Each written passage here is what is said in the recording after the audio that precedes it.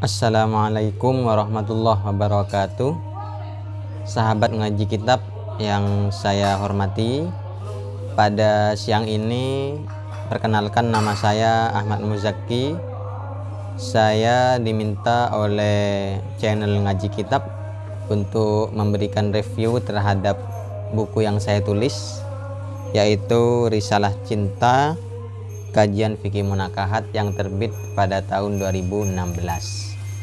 Saya saat ini adalah pengajar di Universitas Islam Zainul Hasan Genggong dan salah satu pengurus di Ma'had Ali Pondok Pesantren Zainul Hasan Genggong.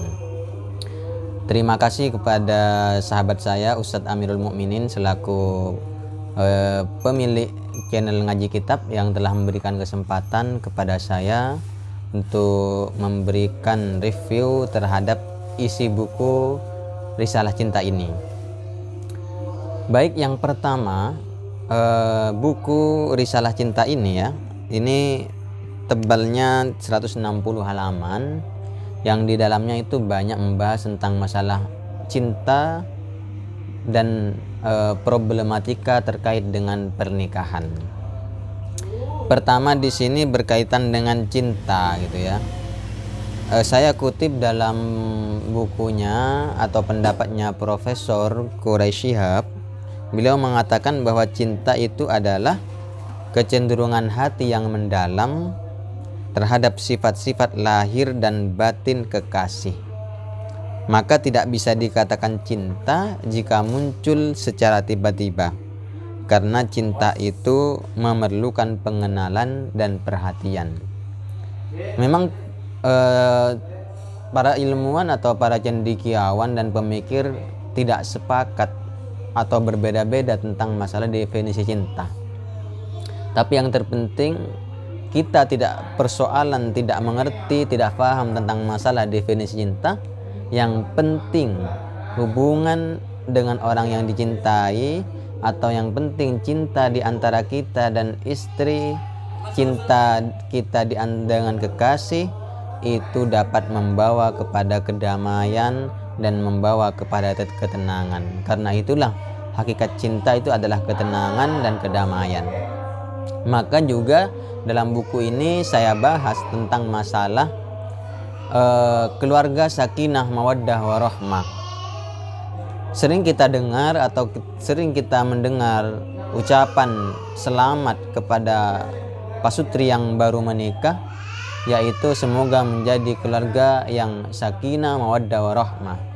Maka sebenarnya kalau kita mengetahui artinya cukup dengan sakinah, karena sakinahlah yang menjadi tujuan pernikahan. Sedangkan mawaddah warahmah itu adalah proses menuju keluarga yang tenang, keluarga yang bahagia. Dalam Al-Quran itu dikatakan wa ja'ala bainakum mawaddatan wa rahmah. Jadi mawaddah dulu baru rahmah. Kemudian kalau lolos dari dua jalan itu, dua proses itu, maka akan menuju sakinah. Mawaddah itu adalah mencintai karena kelebihannya. Dan ini semua orang biasanya cinta karena kelebihan. Sedangkan rahmah itu adalah mencintai karena kekurangannya. Nah, ketika seseorang sudah mencintai pasangannya karena kelebihan dan kekurangannya, maka dia akan menuju kepada sakinah. Lah, ketika orang sudah menuju sakinah, maka keluarganya itu insya Allah akan mendapatkan ketenangan, kedamaian. Karena kebahagiaan dalam rumah tangga itu ada dua perkara atau ada dua hal. Yang pertama ada kebahagiaan pokok, yang kedua ada kebahagiaan yang merupakan cabang. Kebahagiaan yang pokok itu adalah ketenangan hati. La sa'adata illa fi sakinatil qalbi. Tidak ada kebahagiaan kecuali pada ketenangan jiwa. Maka ketika seorang pasangan sudah sama-sama tenang jiwanya, maka potensi untuk hidup bahagia itu sangat besar. Sedangkan mobil yang mewah, rumah yang megah, kemudian rumah yang luas, itu adalah kebahagiaan cabang. Artinya apa? Tanpa ketenangan hati, meskipun punya mobil mewah, rumah mewah, maka tidak ada kebahagiaan. Sedangkan meskipun tanpa mobil mewah, tanpa rumah mewah, namun hatinya tenang, maka insya Allah kehidupan keluarganya itu akan mengalami kebahagiaan. Oleh karena itulah salah satu cara untuk menuju keluarga bahagia adalah adanya proses ta'aruf. Dalam Islam ada istilah ta'aruf, yaitu dengan cara khitbah, pinangan. Disinilah ada proses seorang laki-laki boleh melihat calonnya, yang cewek juga boleh melihat calon laki-lakinya. Tidak hanya terbatas kepada fisik, tapi bagaimana karakternya juga dilihat, bagaimana sifatnya juga dilihat, bagaimana kepribadiannya juga dilihat. Karena apa? Karena agar nanti kalau sudah menikah memang benar-benar cocok. Karena ini adalah jalan untuk menuju sakinah dalam pernikahan. Maka ada namanya kafaah. Ada kafaah dalam masalah fisik, kafaah harta, kafaah nasab. Tapi yang ditekankan oleh Nabi itu adalah kafaah dalam agama. Jadi fazfar bidzatiddin taribat yadaka. Jadi yang ditekankan oleh Nabi dari kafaah itu adalah agama. Jadi yang kalau agamanya sudah bagus, itulah yang harus menjadi prioritas utama. Karena harta itu ada batasnya, ada waktunya. Kecantikan, kegantengan ada waktunya. Kemudian nasab juga ada waktunya. Tapi kalau agama, kesolehan itu insya Allah akan abadi. Kemudian setelah menuju pernikahan, maka nanti ada yang namanya mahar ya. Dalam pernikahan itu ada mahar. Dan juga dibahas dalam buku ini, mahar itu jangan jadi penghalang pernikahan. Jadi kalau dalam mazhab Syafi'i, ma soha kaunuhu samanan kol sohas kaunuhu sidakon. Apa yang sah menjadi saman maka sah menjadi mahar. Artinya apa? Yang penting mahar itu bernilai. Tapi kalau memang suaminya mampu, ya silahkan ngasih mahar yang sebesar-besarnya. Tapi kalau suami tidak mampu, maka berilah mahar sesuai kemampuan. Jangan sampai mahar itu menjadi penghalang pernikahan. Kemudian setelah itu juga dibahas dalam buku saya bahwa dalam pernikahan itu pasti ada konflik-konflik.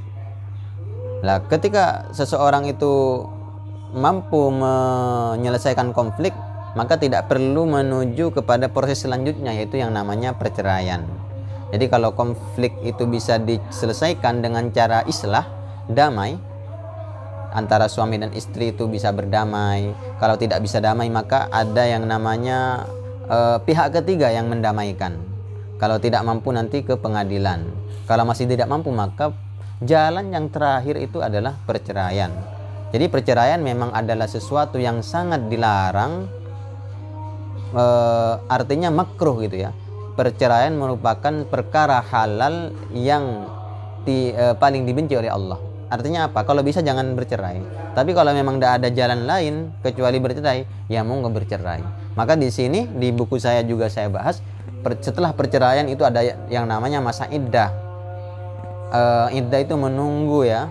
Istri harus menunggu beberapa waktu karena perceraian itu. Ada yang bercerai karena meninggal, ada yang bercerai bukan karena meninggal. Maka nanti iddahnya itu berbeda-beda. Oleh karena itu pada poin pentingnya bahwa prinsip-prinsip dalam pernikahan itu diantaranya yang pertama adalah muasyarah bil ma'ruf, bergaul atau bermuasyarah antara suami dan istri itu dengan baik. Kemudian adanya at-tawassut, moderat fil hubbi, dalam cinta, dalam cemburu, dalam nafkah. Itu penting. Kemudian husnut tafahum, memiliki pemahaman yang baik, saling memahami antara suami dan istri. Nah, itu penting. Itu diantara poin-poin penting bagaimana cara membangun keluarga yang bahagia. Mungkin itu beberapa review yang ada di buku saya. Nanti kalau memang teman-teman masih perlu penjelasan lebih lanjut, nah nanti kita bahas di kesempatan yang lain. Oke, terima kasih. Mudah-mudahan bermanfaat. Wassalamualaikum warahmatullahi wabarakatuh.